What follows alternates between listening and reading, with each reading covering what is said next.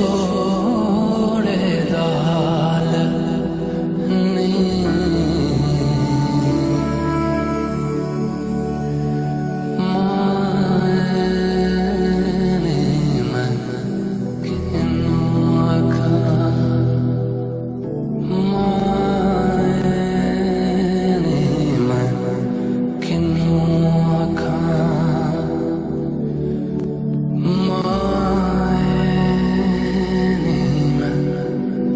घर जो है वो सारे गिर चुके हैं।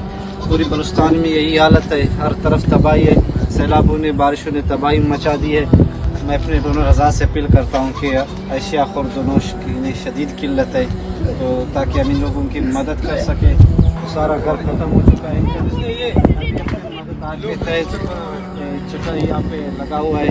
हम भी विज़िट करके थक चुके हैं, तकरीबन 2 घंटे से मुसलसल देख रहे हैं लोगों के घर, लेकिन हमें एक भी घर साबित नज़र नहीं आ रहे। अगर जो रह गए उनमें शगाफ भी पड़ चुका है, वो भी गिरने के करीब है। इनकी हमें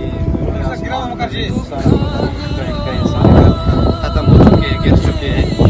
अभी हम थक चुके हैं, तकरीबन 2 घंटे से हम लोग बाइक पे नहीं जा सकते, वहाँ पे पैदल जा रहे हैं।